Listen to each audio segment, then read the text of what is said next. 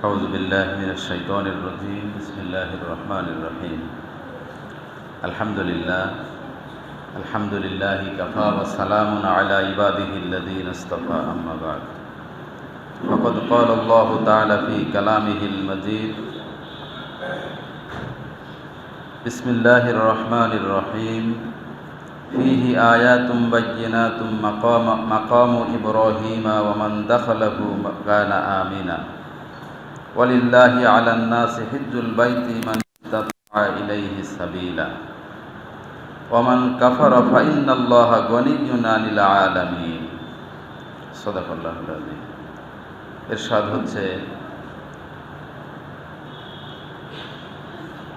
এর মধ্যে রয়েছে অনেক নিদর্শনাবলী এবং সেখানে আছে ইব্রাহিম আলাইহিস সালাতু ওয়াস সালামের ইবাদতের স্থান। সেখানে যে ব্যক্তি প্রবেশ করবে সে নিরাপত্তা লাভ করবে, আর সেখানে যাওয়ার সামর্থ্য যার আছে তার কাবা শরীফের হজ করা তার জন্য আবশ্যক এবং মানুষের উপরে আল্লাহর জন্য এটা হক, এটা অধিকার। যে ব্যক্তি এটাকে অস্বীকার করবে তার জেনে রাখা উচিত মহান আল্লাহ তাআলা গোটা পৃথিবীর সকলের উপর অমুখাপেক্ষ। সাদাকাল্লাহুল আযীম। সম্মানিত ইমাম সাহেব, মুয়াজ্জিন সাহেব এবং মুসল্লি ভাইরা, আসসালামু আলাইকুম ওয়া রাহমাতুল্লাহ। আল্লাহর শুকরিয়া যার একান্ত মেহেরবানিতে আমরা আজকে পবিত্র জুমার দিনে আল্লাহর ঘরে হাজির হতে পেরেছি। যে আল্লাহ তাআলা আমাদেরকে সুযোগ দিলেন, সে আল্লাহর উদ্দেশ্যে আমরা সকলেই প্রশংসা জ্ঞাপন করছি, আলহামদুলিল্লাহ। সম্মানিত ভাইরা, হায়াত আর মউত এই দুটো জিনিস নিয়েই কিন্তু আমরা বেঁচে আছি। আমরা মৃত ছিলাম, আমাদেরকে আল্লাহ তাআলা জীবিত করেছেন একান্ত মেহেরবানি করে। আবার এই দুনিয়ার জীবনে যে হায়াত আমরা পেয়েছি এরও একটা শেষ আছে। হায়াতের জিন্দেগি কার কখন শেষ হবে, কোন অবস্থায় হবে, এটা কেউ কিন্তু জানে না। আল্লাহ তাআলা আমাদের পরে বিপদ আপদ, মুসিবত, রোগ বালাই এগুলো যাই দেন না কেন, সেখান থেকে আবার উত্তরণের পথও আছে। অসুস্থ হলে সুস্থ হওয়া যায়, বিপদগ্রস্ত হলে আল্লাহ বিপদ মুক্তও করতে পারে। কিন্তু মৃত্যু এমন একটা বিপদ, মৃত্যু এমন একটা রোগ যে রোগের মুক্তির কোনো ব্যবস্থা। মৃত্যুকে যদি বিপদ মনে করা হয় তাহলে সে বিপদ থেকে উত্তরণের কোনো পথ নেই। মোবাইল ফোনের চার্জ যখন শেষ হয়ে যায় তখন ফোনটা কিন্তু আস্তে করে বন্ধ হয়ে যায়। গাড়ির তেল যখন শেষ হয়ে যায় ইঞ্জিন কিন্তু বন্ধ হয়ে যায়, বিকল্প ব্যবস্থা আর থাকে না, বিকল্প চার্জ দেওয়া। মৃত্যুটা কিন্তু আমাদের জীবনের জন্য এরকম। কিন্তু মোবাইল ফোন চার্জ দিয়ে আবার পুনর্জীবিত করা বা পুনরায় পূর্বের অবস্থায় নিয়ে আসার সুযোগ আছে। গাড়িতে তেল ভরে, মোবিল ভরে আবার সচল করার সুযোগ আছে। কিন্তু আপনার আমার জীবন, হায়াতে জিন্দেগি শেষ হলে এটাকে রিসার্চ করা, এটাকে আবার পূর্বের অবস্থায় নিয়ে আসার মতো কোনো সুযোগ নাই। সম্মানিত ভাইরা, এরই পরিণতি আমরা জীবনে একবার দুইবার না প্রতিনিয়ত আমরা দেখে যাচ্ছি। কিন্তু কই সেখান থেকে আমরা কি কতটুকু শিখেছি? আমার প্রিয় ভাইরা, হায়াতে জিন্দেগি আল্লাহ তাআলা দিয়েছেন কার কতটুকু যেহেতু কেউ জানি না, আবার ফিরেও যেতে হবে সে আল্লাহর কাছেই। সুতরাং আমাদের সদা সর্বদা ফিরে যাওয়ার প্রস্তুতি নিয়েই থাকা উচিত। আল্লাহ তাআলা আমাদের সকলকে বুঝদান করুন। আল্লাহ তাআলা আমাদেরকে যে এখনো এই প্রচন্ড গরমের মধ্যে সুস্থ রেখেছেন, হসপিটালে গিয়ে দেখেন কত মানুষ সেখানে কাতরাচ্ছে, মৃত্যুর সাথে আলিঙ্গনের অপেক্ষায় আছে। আমরা অনেক সময় স্ট্যাটাস দিই, অমুক ভাই মৃত্যুর সাথে পাঞ্জা লড়ছে। পাঞ্জা লড়া মানে কি? শক্তি পরীক্ষা দেয়া। মৃত্যুর সাথে কি শক্তি পরীক্ষা দেওয়া যায়? এটা একটা ভুল কথা। মৃত্যু আলিঙ্গনের জন্য অপেক্ষা করতেছি আমরা। কত মানুষ অসুস্থ, হসপিটালের বিছানায় তারা আছে। আল্লাহ তাআলা আমাদেরকে সেখানে নেননি। সুস্থ রেখেছেন। এজন্য মালিকের দরবারে আরো একবার কালিমাতুশ শুকর আদা করছি, আলহামদুলিল্লাহ। সম্মানিত ভাইয়েরা, ব্যস্ততা জীবনে কখনো কম ছিল না, এখনো আমরা কেউ ব্যস্ত কম নই। হায়াতে জিন্দেগি যতদিন আমাদের থাকবে এই ব্যস্ততা কমার সম্ভাবনা খুবই কম, ব্যস্ততা থেকেই যায়। কিন্তু মাঝে মধ্যে কবরস্থানে গিয়ে খেয়াল করে দেখবেন, কবরস্থানে মানুষ কি ব্যস্ত? কবরস্থ ব্যক্তিরা কি ব্যস্ত? অথচ একটু হিসাব করে দেখবেন, ওই কবরে যে মানুষটা দুনিয়াতে ছিল সে এখন কবরে আছে। কবরে শায়িত ব্যক্তিটা যখন দুনিয়াতে ছিল সে আমার মতন, আমার চেয়েও মহাব্যস্ত ছিল। পরিবার, পরিজন, সমাজ, রাষ্ট্র, দিন, দুনিয়া সব কিছু নিয়ে এত ব্যস্ত। কিন্তু কই, যখন তিনি চলে গেছেন মাটির নিচে, তার ব্যস্ততা যেমন নেই, তার অভাবও এ সমাজ অনুভব করে। আমি থাকবো না, আমার অনুপস্থিতিতে আমার দায়িত্ব পালন করার জন্য লোক আল্লাহ অলরেডি সেট করে রেখেছে। সুতরাং ব্যস্ততার কথা বলে আল্লাহর বিধান মানা থেকে দূরে থাকার কোনো সুযোগ। সম্মানিত ভাইয়েরা, দরুদ ও সালাম বিশ্ব নবীর উদ্দেশ্যে, যার উপস্থাপিত জীবন ব্যবস্থায় কিয়ামতের আগ পর্যন্ত এই পৃথিবীর সর্বশ্রেণীর মানুষের একান্তভাবেই দিক নির্দেশনা দিবে। আমরা সেই রাসূলের পরে দরুদ এবং সালাম পেশ করছি সাল্লাল্লাহু আলাইহি ওয়াসাল্লাম। আমি আপনাদের সামনে আজকে সূরা আল ইমরানের একটা আয়াত তেলাওয়াত করেছি। আয়াতের নাম্বার হচ্ছে 97 নম্বর আয়াত। আল্লাহ তাআলা এখানে একটা মৌলিক বিধানের কথা বলেছেন। আমরা আল্লাহর বান্দা হিসাবে যে মৌলিক বিধান আমাদের পরে আল্লাহর পক্ষ থেকে, একটা মৌলিক বিধানের কথা এখানে আল্লাহ তাআলা আলোচনা করেছেন। এখানে হজের বিষয়ে আল্লাহ তাআলা নির্দেশনা দিয়েছেন। হাদিসে আল্লাহ রাসূল সাল্লাল্লাহু আলাইহি ওয়াসাল্লাম বলেছেন, বুনিয়াল ইসলামু আলা খামসিন। ইসলাম কয়টা খুঁটির পরে? তার অন্যতম একটা খুঁটি হচ্ছে হজ। আজকে আল্লাহ তাআলা এই যে আয়াতটা আমরা তেলাওয়াত করেছি, এখানে ফিহি আয়াতুম বায়্যিনাত, এই ফিহি মানে হচ্ছে এখানে খানাই কাবার কথা আল্লাহ বোঝাতে চেয়েছেন। খানাই কাবা, যেই ঘরটা অনেক নিদর্শন এখানে আছে মানুষের জন্য। তার অন্যতম একটা নিদর্শন হচ্ছে মাকাম ইব্রাহিম। ইব্রাহিম আলাইহিস সালাতু ওয়াস সালামের ইবাদতের স্থান সেখানে আছে।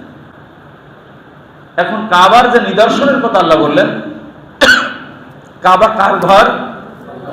বাইতুল্লাহ কার ঘর? আমরা নিশ্চয়ই শুনেছি এবং শোনার কথা সূরা ফিলের আলোচনা। আল্লাহ তাআলা বিশাল হস্তি বাহিনীর হাত থেকে এই কাবাকে রক্ষা করেছিলেন কি দ্বারা বলেন তো? ছোট পাখি, তাদের মুখে আবার ছোট ছোট কঙ্কর, পাথর কণা। ওই পাখি পাথর কণা নিক্ষেপ করলো কার পরে?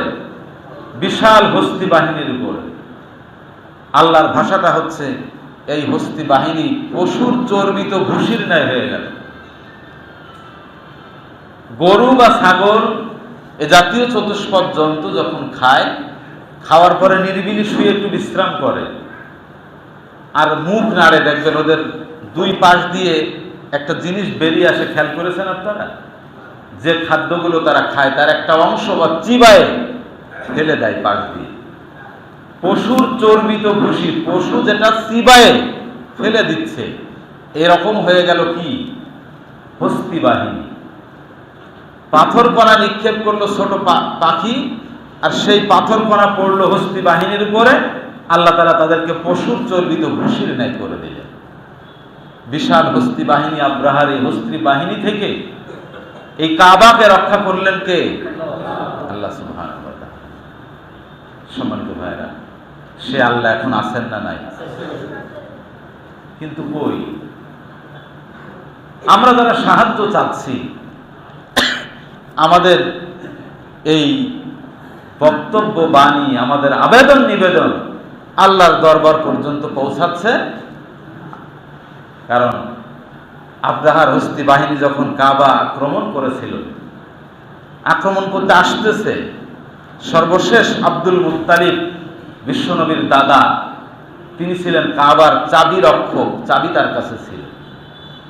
এবং তৎকালীন সমাজে চাবি রাখার দায়িত্ব যাকে দেওয়া হতো উনি অত্যন্ত সম্মানিত ছিলেন।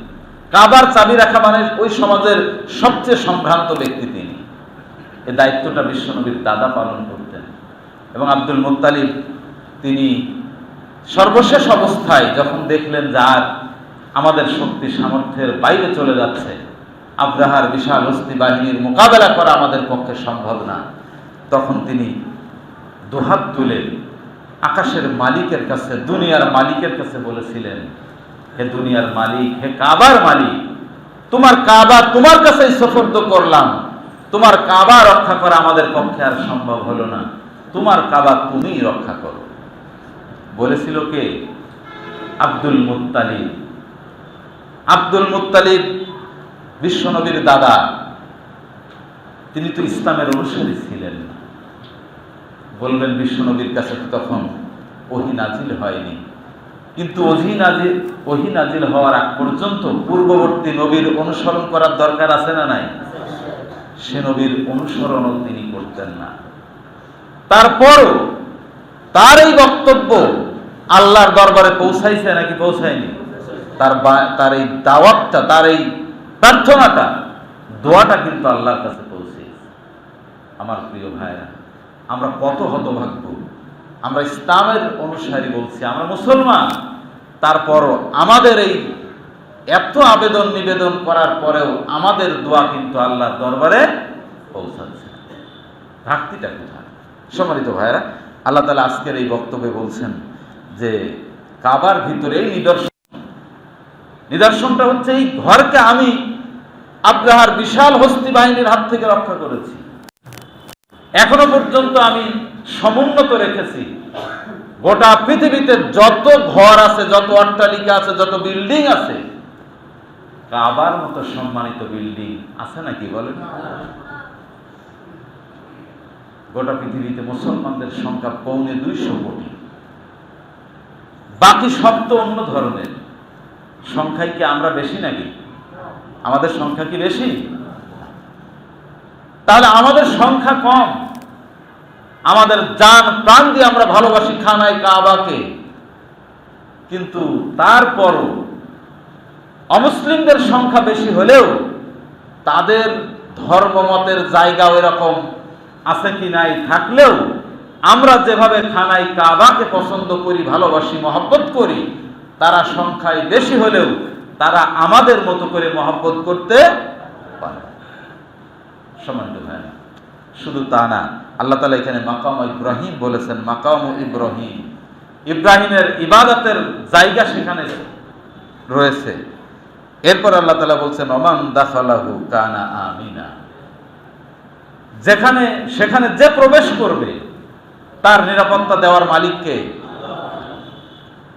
এ কোরআন যখন নাজিল হয়েছে তখন মানুষ অত্যন্ত দুশ্চরিত্রের ছিল, এই সমাজের অনেক মানুষ, কিন্তু খানায় কাবায় যারা প্রবেশ করেছে, জীবনের চরম পরম শত্রুকেও যদি দেখেছে কাবার চত্বরে, এ পর্যন্ত ইতিহাস বলছে যে কেউ কাউকে আক্রমণ করার একটু ইচ্ছাও ব্যক্ত করে। সম্মানিত ভাইরা, এখন পর্যন্ত সে অবস্থা বিদ্যমান আছে না নাই? আল্লাহ তাআলা দিয়েছেন নিরাপত্তা আল্লাহর পক্ষ থেকে। এরপর আল্লাহ তাআলা বলছেন ওয়ালিল্লাহি আলান নাস, আল্লাহর জন্য অধিকার মানুষের উপরে, হিজ্জুল বাইতা, এই কাবার হজ করা, মান ইসতাতা ইলাইহি সাবিলা, সে পর্যন্ত যাওয়ার সক্ষমতা যার আছে। হজ এমন একটা ইবাদত যেটা একেবারে সমভাবে সবার জন্য প্রযোজ্য নয়। আমি মুসলমান, মুসলিম হলেই আমার জন্য হজ ফরজ হয়ে যায় না। যাকাত এবং হজের সাথে সম্পর্ক কিসের? অর্থের সম্পর্ক, আর্থিক সক্ষমতা থাকার প্রয়োজন আছে। আল্লাহ তাআলা যাদের এ সুযোগ দিয়েছেন, শর্তটা হচ্ছে টাকার পরিমাণটা এমন হবে, আমার পরিবার পরিজনের ভরণ পোষণের দায়িত্ব, যাদের দায়িত্ব আমার পরে বর্তায়, তাদের ভরণ পোষণের দায়িত্ব পালন করে আমি রেখে যাব তাদের, আমি ফিরে আসার পর্যন্ত তাদের খাওয়া পরা, তাদের আনুষঙ্গিক ব্যবস্থা এটা থাকবে। এবং আমি যেখানে যাচ্ছি আমার সফর খরচ, যাতায়াত, থাকা, খাওয়া, এই খরচগুলা করতে সক্ষম যদি আমি হই, তাহলে আমার পরে হজ করা নফল। আমরা মুখে যদিও বলি ফরজ, কিন্তু এর সমাজের মানুষের বাস্তবতা কিন্তু ভিন্ন। কার আর্থিক অ্যাবিলিটি কেমন, দুনিয়ার অন্য কোনো মানুষ হয়তো বা বলতে পারবে না। আমি অর্থের মালিক, আমার মালিককে, আমি যদি আল্লাহর বান্দা হয়ে থাকি, আমার মালিক যদি আল্লাহ হয়ে থাকেন, তাহলে আমার যে সম্পদ আছে তার মালিককে, আমি যার বান্দা, যাকে আমি মালিক মেনেছি, আমার সকল সম্পদ, অর্থ, এগুলার মালিকও তিনি। তাহলে দুনিয়াতে 50-60 বছর, 70-80 বছরের হায়াত নিয়ে এসেছি, আমি বলছি এটা আমার, এটা আমার, এটা আমার, আমার আমার বলি আমি পাগল। কিন্তু আসলে কি ওটা আমার? বলেন। ওটা আমার কাছে দেওয়া হয়েছে কিছু সময়ের জন্য, আমাকে পরীক্ষা করা হচ্ছে। আপনার সন্তান আপনার কাছে হয়তো 20 টাকা চেয়েছে, আপনি 20 টাকা দিতেও পারেন, একটু বেশিও দিতে পারেন। আপনি দিয়ে হয়তো পরীক্ষা করলেন 100 টাকার নোট দিয়ে, দেখি আমার ছেলে 20 টাকা তো চাইছিল, দিলাম 100 টাকা, ফেরত 80 টাকা দেয় কি না দেয়। যদি টাকাটা ফেরত দেয়, যথাযথভাবে আপনি খুশি না নারাজ? যে আমি তো উদ্দেশ্য ছিল আমার ছেলেকে পরীক্ষা করা। আমার প্রিয় ভাইরা, আল্লাহ তাআলা আমাদেরকে যে সম্পদ দিয়েছেন, এই সম্পদ দিয়ে কিন্তু পরীক্ষা করতেছেন যে বান্দা এই সম্পদটা কোন খাতে ব্যয় করবে। এখন আর্থিক সক্ষমতা যাদের আছে তাদের পরে হজ করা ফরজ। এখন একজন বলতেছে যে হুজুর হজটা কেমনে করবো, আমার বাবা মা তো হজ করে, আমি এখন অফিসার, আমি একজন শিল্পপতি, আমি বড় মাপের একজন কৃষক, আমার সহায় সম্পদ অনেক, ব্যবসায়ী, আমার আব্বা আম্মা জীবিত আছেন কিন্তু ওনারা হজ করেননি, আমি কিভাবে হজ করব? আমার প্রিয় ভাইরা, বাবা মার হজ করা হয়নি তাই আল্লাহ আমাকে কি হজ থেকে মাফ করবে? বলেন। আজকে যে সম্পদের মোহে আমরা আল্লাহর বিধান থেকে দূরে থাকতেছি, এই সম্পদই কিন্তু কিয়ামতের দিন আমাদের বিপদের কারণ হবে। দুনিয়াতেও দেখেন পরিস্থিতি কিন্তু এরকমই। আপনি যদি অর্থ কড়ির বেশি আপনার না হয়, আপনার কিন্তু খুব বেশি ভয়, সম্পদশালী লোকেরই ভয়। কিন্তু দুনিয়াতে যেমন তাদের ভয়, আখেরাতে এর চেয়ে হাজারো গুণ বেশি, যদি ওই অর্থটা সঠিকভাবে আয় এবং ব্যয় না। সম্মানিত ভাইরা, হজ আমি যদি সাহেবে মাল হয়ে, আমার পরে হজ ফরজ। আমার অ্যাবিলিটি যদি এরকম থাকে যে বাবা মা হজ করেনি, তাদের হজ করার মতো সামর্থ্য আল্লাহ আমাকে দিয়েছে, নিয়ত করেন আপনি, অসুবিধা কি? বাবা মাকে সাথে নেন, একসাথে আপনি হজ করতে। অথবা সে অ্যাবিলিটি, সামর্থ্য যদি না থাকে, আপনি আগে হজ করে আসেন, নিজে পাপ মুক্ত হন। জীবনে হজ একবার করা কি? একবার হজ করা। এরপরে ফিরে এসে আল্লাহ হায়াতে জিন্দেগি যদি রাখে, অর্থ সংগ্রহ করে এবার বাবা মাকে পাঠান। কিন্তু বাবা মার দোহাই দিয়ে হজ থেকে বিরত থাকার কোনো সুযোগ। আমার প্রিয় ভাইরা, আল্লাহ তাআলা এখানে লাস্টে বলছেন, ওমান কাফারা ফাইনাল্লাহা গনিয়্যুন আনিল আলামিন। হজ যে তুমি করবে না, আল্লাহ বলছেন অসুবিধা নেই, আমি তোমার মুখাপেক্ষী না। তুমি হজ করো আর না করো, দায়িত্ব তোমার। হজ করলে তুমি গুনাহ থেকে বেঁচে গেলে, হজ না করলে তুমি পাপী হিসাবে আমার সামনে আসবে, তোমার বিচার হবে। আল্লাহর এখানে কোনো সমস্যা আছে? আল্লাহ দোজখও রেখেছেন, বেহেশত রেখেছেন। বেহেশতে যদি যেতে পারে বান্দা ভালো, না হলে তার থাকার জায়গার ব্যবস্থা আল্লাহ করে রেখেছেন। আল্লাহ টেনশন নেই যে এত লোক বেহেশতে কোনে জায়গা দেবো, না পাইলে এবার রাখবো কোন জায়গায়। আল্লাহ দুনিয়াতে যত মানুষ পাঠিয়েছেন, পাঠাচ্ছেন, পাঠাবেন, সমস্ত খবর আল্লাহর কাছে আছে না নাই? ফাঁকি দেওয়ার সুযোগ। সম্মানিত ভাইয়েরা, নির্বাচন পদ্ধতিতে দেখেন একটা নতুনত্ব এসেছে, ইভিএম, মেশিনের মাধ্যমে ভোট। আপনারা কেউ ভোট দিয়েছেন কিনা এই পদ্ধতিতে আমি জানি না। আমি ট্রেনিং নিলাম গত 2 দিন, গত জুমাতে এই জন্যে আসতে পারেনি, বৃহস্পতি শুক্র 2 দিন ট্রেনিং হলো ভোট গ্রহণকারী কর্মকর্তাদের। তো সেই ইভিএম পদ্ধতির ট্রেনিং নিতে গিয়ে আমার একটা আলাদা অনুভূতি হলো। কত মানুষ কত মন্তব্য করতেছে। আমরা 40 জন প্রশিক্ষণার্থী এক রুমে ছিলাম, মহিলা পুরুষ একসাথে। আমার অনুভূতিটা হচ্ছে এই যে মানুষের ব্রেন দিয়ে তৈরি করা একটা মেশিন যদি সমস্ত তথ্যগুলো তার মধ্যে দেয়া থাকতে পারে, আপনার ভোট দিতে গিয়ে আপনি যদি ভোট আগে দিয়ে থাকেন আর পুনরায় আবার গিয়ে অ্যাপ্লাই করেন, আপনার দ্বিতীয়বার ভোট দেওয়ার সুযোগ। আপনি যদি ওই এলাকার ভোটার না হন, আপনার আঙুলের ছাপ দেওয়ার সাথে সাথে মেশিন সিগন্যাল দিয়ে দিচ্ছে যে আপনি এই এলাকার ভোটার। এমনকি ওই রুমের ভোটার যদি আপনি না হন, আমি যে রুমের দায়িত্ব পালন করব সেখানে 300 ভোটার আছে ধরে নেন, 1 থেকে 300, আপনি যদি 301 নম্বর ভোটার হন, তাহলে বলে দিচ্ছে যে আপনার ভোটের বুথ নাম্বার 6 না, আপনার ভোটের বুথ নাম্বার হচ্ছে 7।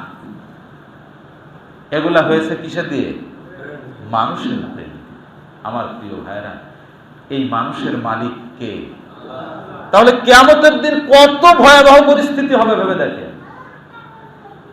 সামান্য একটা মেশিন যদি আমাদের এটা করে দিতে পারে, আমার আল্লাহর অসংখ্য ফেরেশতা, আল্লাহ তাদেরকে দায়িত্বে নিয়োজিত রেখেছেন যারা একটা সেকেন্ড আল্লাহর দায়িত্ব থেকে বিমুখ হয়। প্রতিনিয়ত তারা প্রতিবেদন তৈরি করে যাচ্ছে। আপনি যদি আপনার সন্তানের জন্ম নিবন্ধন অনলাইন করে থাকেন, তাহলে ওই জন্ম নিবন্ধন দিয়ে কাজ করতে গিয়ে যদি কোনো সমস্যা হয়, আপনি হুট করে কি কোনো তথ্য চেঞ্জ করতে পারবেন? পারবেন। ওই নাম ঠিকানা দিয়ে আর ওই সন্তানের নতুন করে আপনি আবার জন্ম নিবন্ধনও করতে পারবেন না অনলাইন পদ্ধতির সিস্টেমে। আমার প্রিয় ভাইরা, আমরা কি মনে করছি এই অনলাইন পদ্ধতি আল্লাহ জানে না? এটা মনে করলে কি ঠিক হবে? এর চেয়ে হাজারো গুণ অনলাইন পদ্ধতির শক্তি সমৃদ্ধ পদ্ধতি আমার আল্লাহর হাতে রয়েছে। সুতরাং আপনার ব্যাংক ব্যালেন্স কত আছে, আপনার গোলায় ধান কয় মণ আছে, আপনার মেহগনি বাগানে কয় লাখ টাকা দাম, এগুলার খবর মানুষের কাছে না থাকতে পারে কার কাছে আছে? আপনি আমি এত সম্পদ রেখে শুধু পকেটের টাকার হিসাব করি, পকেটে কয় টাকা আছে? হ্যাঁ, এই হিসাব করে আমি যাকাত থেকে দূরে আছি, আমি হজ থেকে দূরে আছি, আমি কোরবানি থেকে দূরে আছি, আমি ফিতরা থেকে দূরে আছি। আমার প্রিয় ভাইরা, এর সুযোগ কিন্তু কোনো রকম পাওয়া যাবে না। গত জুমায় নামাজ পড়েছিলেন আমার শ্রদ্ধেয় সবুল হক ভাই, আমিরুল হক ভাই, এই মসজিদের নিয়মিত মুসল্লি ছিলেন। 2 জন খুব শ্রদ্ধাভাজন মুরব্বী আমার মুসল্লি ছিলেন, অত্যন্ত শ্রদ্ধার আমার। আমি অত্যন্ত শ্রদ্ধার সাথে তাদের সাথে সম্পর্ক রাখতাম। আল্লাহ তাআলা তাদের 2 জনকেই দুনিয়ার থেকে নিয়ে গিয়েছে। একজন গতকালকে, যার কয় মাস আগে আরেকজনের জানাজায় শরীক হয়েছিল, মাওলানা শাহাদাত হুসাইন, বাড়ি কাশীপুরে। উনি প্রায় রেগুলার কাশীপুর থেকে এসে ওই জানালার পাশে বসে নামাজ পড়তেন। দীর্ঘদিন আগে কামিল পাশ করা মাওলানা উনি, দীর্ঘদিন আগে। আমার পিতার ছাত্র মাওলানা শাহাদাত ভাই, উনি এসে বসে ওখানে। প্রথমত কিন্তু যখন দায়িত্ব পালন করেছি আমার ইজি লাগতো যে এরকম একজন আলেম, প্রবীণ আলেম আমার খুতবা শুনে আমি কি বলি, আমার খুব আনইজি লাগতো। এরপরে যখন তিনি আমার সাথে আস্তে আস্তে মত বিনিময় করেছেন, পরামর্শ দিতেন তারা আমাকে। আমার প্রিয় ভাইরা, আমি জানি না আল্লাহ তাআলা আমার জীবনের পরিণতি কি রেখেছেন, কতটুকু হায়াত আমার আছে। আমার 2 জন শ্রদ্ধার পাত্র মুরব্বী, তারা কিন্তু আমার পিছন থেকে সরে গেল। সম্মানিত ভাইরা, এই 2 জন মুরব্বী আমাকে যেটা শেখাইছেন, সবুল হক ভাই জেনারেল শিক্ষিত মানুষ। আমার জীবনে আমি একদিন 6-7-এ পড়ি, তখন নারাঙ্গালি স্কুলে কে আমাকে ডেকে নিয়ে গেছিল আমি জানি না। আমি গিয়ে দেখি একজন মানুষ চেয়ারে বসে কোরআনের আলোচনা করতেছে। সে আলোচনার জিস্ট ছিল এরকম, এ দুনিয়ার জীবনটা হচ্ছে ক্ষণস্থায়ী, আর চিরস্থায়ী জিন্দেগি হচ্ছে আখেরাতের। আমাদের দায়িত্ব চিরস্থায়ী জিন্দেগির জন্য নিজেকে প্রস্তুত করা। জেনারেল শিক্ষিত মানুষ সবুল হক ভাই কিন্তু কোরআনের আলোচনা যখন করতেন তখন কিন্তু যদি আমি না জানে, শ্রোতা না জানে যে সে আলেম না, তাহলে বুঝার উপায় ছিল না। এত গভীর জ্ঞান তার ছিল কোরআনের। তিনি স্টাডি করতেন, বেশি পড়তেন, অনেক পড়তেন। সম্মানিত ভাইরা, অন্তর থেকে দোয়া, দোয়া তো চাওয়া লাগে না, মন অন্তর থেকে দোয়া আসে। এই ধরনের মানুষ কিন্তু দুনিয়ার থেকে চলে যাচ্ছে। ভালো মানুষ দুনিয়ার থেকে চলে যাওয়া এটা কিন্তু আলামত কিয়ামত, কিয়ামতের লোক। সম্মানিত ভাইরা, আমরা দোয়া করি আমাদের মুরব্বী এরকম যারা চলে গিয়েছেন সকলকে আল্লাহ তাআলা যেন মাফ করে দেন। সম্মানিত ভাইরা, এখন যে বিষয়ে কথা বলছিলাম, আমার সবুল হক ভাই তো চলে গেলেন। মাগরিবের নামাজের 2 রাকাত পড়েছেন কমপ্লিটলি, আর তৃতীয় রাকাতটা কিন্তু তিনি শেষ করতে পারেন। আবার নামাজটা শুরু করেছিলেন সূরা হাশরের আয়াত তেলাওয়াতের মধ্যে, সূরা হাশরের আয়াত। সম্মানিত ভাইরা, আমাদের জীবনটা কিন্তু এরকম। উনি তো বলেও যেতে পারেননি আমার সম্পদ, আমার এই যা কিছু আছে এটা এই কাজে ওই কাজে ব্যয় করো, এরকম বলারও সুযোগ পান। আমরা যারা সম্পদ আমাদের আছে, শুধু স্বপ্নই দেখে যাচ্ছি, এইটার পরে এইটা, এইটার পরে এইটা, কিন্তু ওইটা করার সুযোগ আমার আছে কিনা সেটা কি আমি জানি? বলেন, জানি। এজন্য ভবিষ্যতের কথা বলতে গেলে কি বলতে হয়? ইনশাআল্লাহ। কোথায় ইনশাআল্লাহ, কোথায় আলহামদুলিল্লাহ, কোথায় সুবহানাল্লাহ, এগুলো তো আমরা জানি। ভবিষ্যতে কোনো কাজের আশা ব্যক্ত করলে কি বলতে হয়? ইনশাআল্লাহ। অর্থ হচ্ছে আমার আল্লাহ যদি চান, আল্লাহ যদি ইচ্ছা। বিশ্বনবী সাল্লাল্লাহু আলাইহি সাল্লাম তার জিন্দেগিতে একবার কোনো একটা কথার ক্ষেত্রে ইনশাআল্লাহ কথাটা বলতে ভুলে গিয়েছে। আল্লাহ তাআলা কিন্তু কয়েকদিন ওহী নাজিল বন্ধ রেখেছিলেন, ওহী নাজিল বন্ধ ছিল। এরপরে কাফেররা বলতে থাকলো যে মুহাম্মাদের আল্লাহ মুহাম্মাদের ছেড়ে দিয়েছেন, নাউযুবিল্লাহি মিন যালিক, তার সাথে আর সম্পর্ক নেই। তারপরে সূরা দুহা নাজিল হয়, ওয়াদ-দুহা ওয়াল-লাইলি ইযা সাজা মা ওয়াদ্দাআকা রাব্বুকা ওয়া মা ক্বালা। এই সূরার শানে নুজুল পড়ে দেখেন, সেখানে পাবেন। সম্মানিত ভাইরা, তাহলে আমরা কখন চলে যাব আমরা জানি না। সম্পদ আমাদের যা আছে এর যথাযথ ব্যবহার, এটাই হচ্ছে আমাদের দায়িত্ব। যে হজের কথা আজকে আপনাদেরকে বলেছি, এই হজ আল্লাহ রাসূল সাল্লাল্লাহু আলাইহি ওয়াসাল্লাম হজের ব্যাপারে আমাদেরকে যে কথা বলেছেন সেটা হচ্ছে আল উমরাতু ইলাল উমরা কাফফারাতুন লিমা বাইনাহুমা।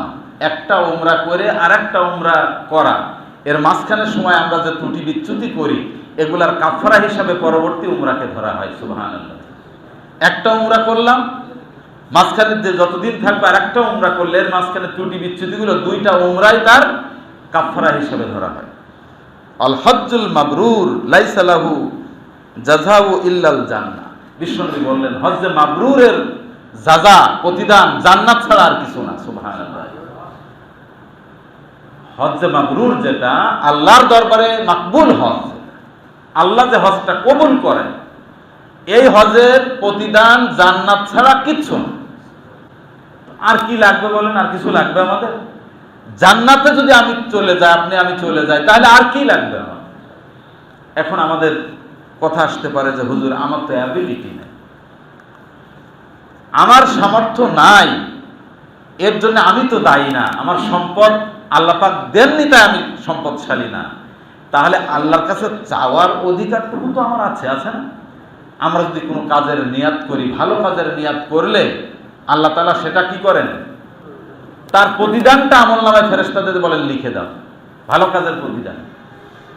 এখন আমি যদি নিয়াত করি আল্লাহ তুমি আমার শক্তি সামর্থ্য দাও, আমাকে আর্থিক সম্পত্তি দাও, আমি হজ পালন করতে চাই, বিশ্ব নবীর রওজা আতহারের পাশে গিয়ে আমি সালাম বলতে চাই, ওই অনুভূতি দুনিয়ার আমি না, কাবা শরীফের ইমাম বক্তৃতা করলেও আপনি বুঝবেন।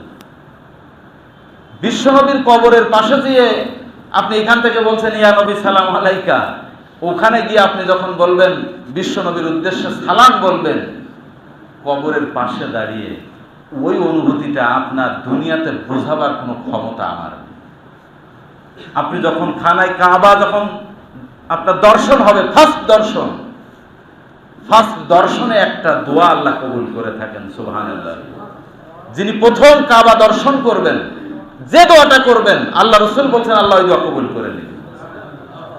সেটা যদি হয় হারামের টাকায় যাওয়া, তাহলে তো একবার না 100 বার কবুল হবে নাকি? হালাল টাকায় যাওয়া লাগবে। হারাম টাকা খেয়ে বডি তৈরি করে এই বডি নিয়ে গিয়ে খানায় কাবার সামনে যে কোনো লাভ নেই। বডিটা হালাল টাকায় তৈরি হতে হবে। যে টাকা খরচ করে যাবে ওটাও কি হালাল হওয়া লাগবে।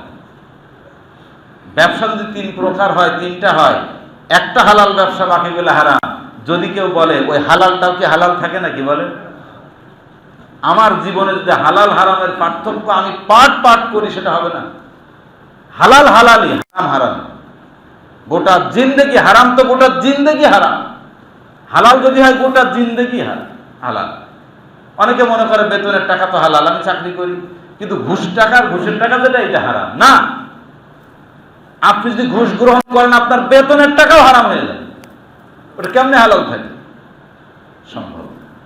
সম্মানিত ভাইয়েরা, এজন্যে হজ্জে মাবরুর এটা আল্লাহ তাআলা যদি নসিব করেন, তাহলে তার প্রতিদান কি বলেছি? জান্নাত ছাড়া আর কিছু না। আসুন না ভাই, আল্লাহর কাছে আমরা দোয়া করি। এখন গোটা পৃথিবী থেকে মুসলমানরা যাওয়া শুরু করেছে। আমাদের দেশের থেকেও কিন্তু অনেক হাজি ইতিমধ্যেই হজের উদ্দেশ্যে চলে গিয়েছেন। তারা স্লোগান দিচ্ছেন লাব্বাইক আল্লাহুম্মা লাব্বাইক, লাব্বাইক লা শারীকা লাকা লাব্বাইক, ইন্নাল হামদা ওয়ান নি'মাতা লাকা ওয়াল মুলক লা শারীকা লাক। এটা এখানে বলা আর খানার কাবায় চত্বরে গিয়ে মাথাতে এটা বলে বলে তাওয়াফ করা, ওই অনুভূতি কিন্তু প্রকাশ করা যায়। সম্মানিত ভাইরা, এজন্য আমি আপনাদের কাছে বিনীত অনুরোধ করব, আল্লাহ তাআলা যাদের যাওয়ার সুযোগ দিয়েছেন, আমরা গিয়েছি আলহামদুলিল্লাহ। যিনি একবার গিয়েছেন এরকম কোন হাজি আমি পাইনি দ্বিতীয়বার যেতে চায় না, এমন লোক আমি পাইনি। অন্তত ওখান থেকে আসলেই মনে হয় আবার যান। আল্লাহ পাক সামর্থ্য দিলে আবার হয়তো পুনরায় তারা যেতে পারেন। আর যারা এখন যেতে পারেননি, সামর্থ্য আছে, আপনি আল্লাহর কাছে ইস্তেগফার করেন, আল্লাহ আমাকে ক্ষমা করে দাও। এবছরই সিদ্ধান্ত নিলে কি আর যাওয়া যাবে? সুযোগ নেই। আপনি সিদ্ধান্ত নেন, আল্লাহর কাছে মাপ চেয়ে নেন, আল্লাহ যেন হায়াতের জিন্দগি বাড়াই দেয়, আগামী বছর যেতে পারেন। আর যাদের অ্যাবিলিটি নেই তারাও রাতের অন্ধকারে চোখের পানি ফেলে আল্লাহর কাছে বলেন। রিক্সাওয়ালা যদি আল্লাহর কাছ থেকে হজ চেয়ে নিতে পারে, রিক্সা চালায় যদি টাকা জোগাড় করে হজে যেতে পারে, আল্লাহ তাআলা তার চেয়ে খারাপ তো আমাদের রাখছে নাকি বলেন? এরকম নজির বাংলাদেশে আছে। রিক্সাওয়ালা একজন আলেমের কাছে গিয়ে দোয়া চেয়ে নিয়ে সে টাকা জমানো শুরু করেছে, এক পর্যায়ে আল্লাহ তাআলা তাকে হজ করিয়ে নিয়ে এসেছে। সম্মানিত ভাইরা, এজন্য আমি বিনীত অনুরোধ করতে চাই, আসুন হজ্জে মাবরুরের জন্য আল্লাহর কাছে দোয়া করি। যে সমস্ত ভাইরা দোয়া চেয়েছেন আমাদের কাছে, হজে যাচ্ছেন, আমাদের আলাউদ্দিন ভাই যাচ্ছেন, এরপরে আমাদের যে আগের কেশিয়ার ছিলেন আলম ভাই, উনি দোয়া চেয়েছেন, উনিও হজে যাচ্ছেন। এরকম নাম না জানা অনেকেও দোয়া চেয়েছেন। আমরা সবার জন্য হজ্জে মাবরুরের দোয়া করি। আল্লাহ তাআলা যেন তাদেরকে তাদের উদ্দেশ্য সফল করে দেন, সুস্থতার সাথে কার্যাবলী শেষ করে আবার ফিরে আসতে পারেন। এবং যে সমস্ত ভাইরা যাননি তাদের যাওয়ার সুযোগ দিন। যাদের অ্যাবিলিটি নাই তাদের জন্য দোয়া করি, আল্লাহ তাআলা যেন শক্তি সামর্থ্য দিয়ে আমাদের সকলকে খানায় কাবা দর্শন করা এবং বিশ্ব রওজায়ে আতহারের পাশে গিয়ে সালাম বলা, এই ক্ষমতাটুকু যেন আল্লাহ তাআলা আমাদেরকে দান করেন। আমিন। আসসালামু আলাইকুম ওয়া রাহমাতুল্লাহ।